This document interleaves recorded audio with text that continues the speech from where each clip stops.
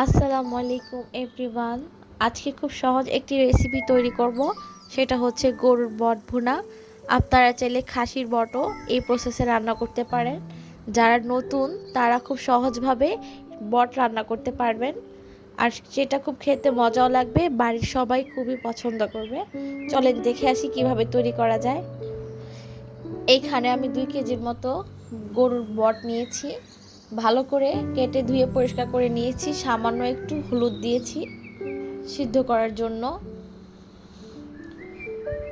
ব্যাস, আমার সিদ্ধ করার জন্য আমি 10 মিনিট অপেক্ষা করব।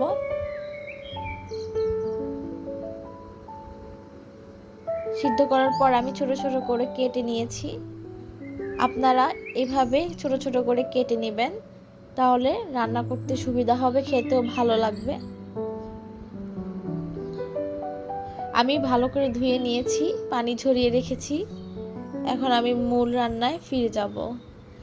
এখানে আমি দিয়ে দিচ্ছি 1 চামচের মতো আদা বাটা এবং দিয়েছি 1 চামচের মতো রসুন বাটা। এখন দিয়ে দিচ্ছি 1 চামচের মতো হলুদের গুঁড়ো, আর দিয়ে দিচ্ছি 1 চামচের মতো মরিচের গুঁড়ো, দিয়ে দিচ্ছি স্বাদ মতো লবণ। এখন ভালো করে নেড়ে নিচ্ছি, আর সামান্য একটু পানি ব্যবহার করব, তাহলে আমার বট খুব ভালোভাবে সিদ্ধ হয়ে যাবে।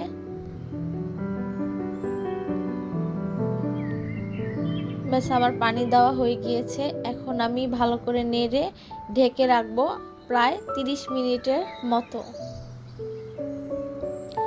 30 মিনিট পর ফিরে এসেছি, কিছুটা সিদ্ধ হয়ে গিয়েছে। আমি টোটালি পানিটাকে শুকিয়ে নিব, তাহলে খেতে ভালো লাগবে। তার জন্য আমি আরও 5 মিনিট অপেক্ষা করব। দেখতে পাচ্ছেন আমার পানিটা শুকিয়ে গেছে। এখন আমি দিয়ে দিচ্ছি টুকরো করা আলু। আপনারা চাইলে আলুটা স্কিপ করতে পারেন, তবে আমার আলু দিয়ে খেতে খুবই ভালো লাগে, তার জন্য আমি ব্যবহার করেছি। এখন আমি আবারও ভালো করে নেড়ে নিব এবং আলুটা সিদ্ধ করার জন্য অপেক্ষা করব 10 মিনিটের মতো। এখন আমি একটি কড়াইতে দিয়ে দিচ্ছি পরিমাণ মতো তেল। এখন আমি দিয়ে দিব গোটা গরম মশলা। এখানে আছে একটি তেজপাতা, 2টা এলাচ, লবঙ্গ এবং 2 টুকরো দারচিনি দিয়ে ভালো করে আমি তেলের সাথে ভেজে নেব, তাহলে ফ্লেভারটা বেরিয়ে যাবে। এখন আমি দিয়ে দিচ্ছি পেঁয়াজ কুচি। প্রায় 1.5 কাপের মতো আমি পেঁয়াজ কুচি ব্যবহার করেছি। ভালো করে আমি মিশিয়ে নিব। পেঁয়াজটা যতক্ষণ না সফট হয়ে আসবে ততক্ষণ আমি ভেজে নিচ্ছি।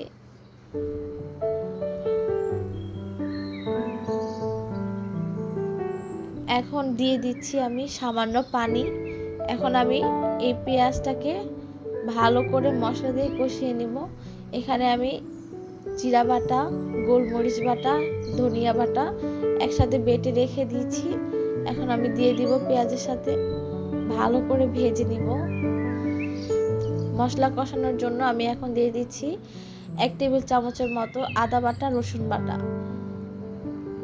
দিয়ে দিচ্ছি স্বাদ মতো লবণ, দিয়ে দিচ্ছি সামান্য পরিমাণ হলুদ, আর দিয়ে দিচ্ছি 1 টেবিল চামচের মতো মরিচের গুঁড়ো। ভালো করে এখন আমি মশলাটা কষিয়ে নিব। চুলার আঁচ আমি কমিয়ে রেখেছি, না হলে মশলা পুড়ে যাওয়ার একটি চান্স থাকে।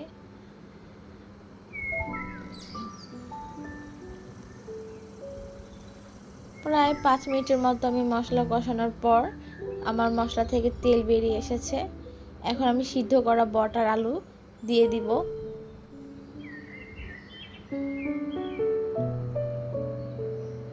আমি এই বট আর আলু ভালো করে মশলার সাথে মিশিয়ে নিয়ে প্রায় 10 মিনিটের মতো কষানোর চেষ্টা করব।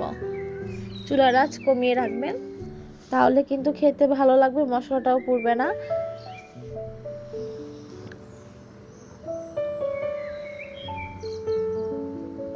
যতক্ষণ আপনি এই বটটাকে কষাবেন ততই খেতে ভালো লাগবে। কষাতে কষাতে আমার যখন একটা তেল বেরিয়ে আসবে, তখন আমি সামান্য একটু পানি দিব। আমি আবারও একটু ভালো মতো রান্না করছি 5-7 মিনিটের মতো। আমার পানিটা শুকিয়ে এসেছে।